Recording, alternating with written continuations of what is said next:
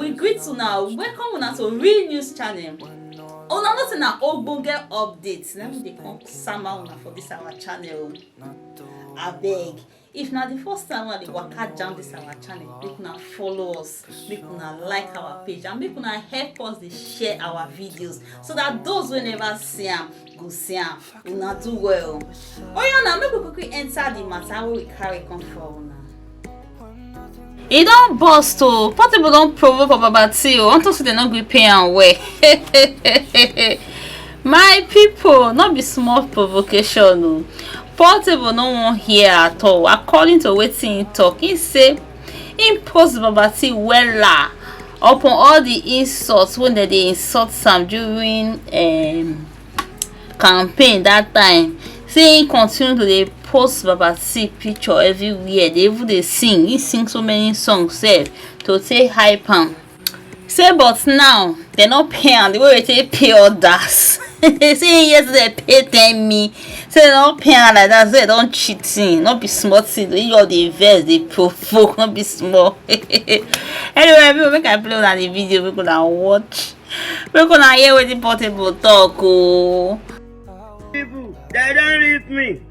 Now me they shout up and down for Tinubu. Anytime I post Tinubu, they go insult me. I see they post them. I sing for Tinubu, they insult me. Now me say, Obi Komala, one kill. Obi Kolobi, Obi is a boy. That's all for my jatibo. Ajiwaju ni go ni dying.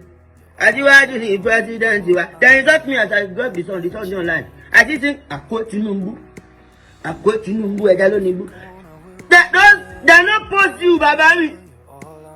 Mr. Nigeria, Uncle Tinubu. I don't even have a father that you so they no post you that time. Now we fight for you. I'm not going you. Ajafun everywhere. Ajafun like baba. Not now. Not at the moment. Now me do my own report. You know that.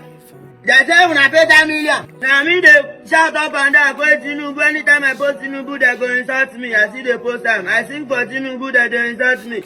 Now me say, Obi Komala, one kill. Obi Kolobi, Obi is a boy. That's all for my jatibo. Ajiwaju ni go ni dying. Ajiwaju ni president. They insult me as I got the song online. I just think I quote Tinubu. I quote Tinubu, ẹja ló ní bú. They no post you, baba mi. Mr. Nigeria, Uncle Tinubu. I don't even have a father that you so they no post you that time. Now we fight for you. I'm not going you.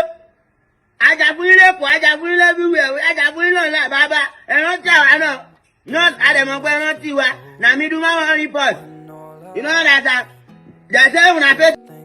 Hey, my people, not be smarty though. Portable, this one a real provocation. I mean, a provoking. Not be smarty.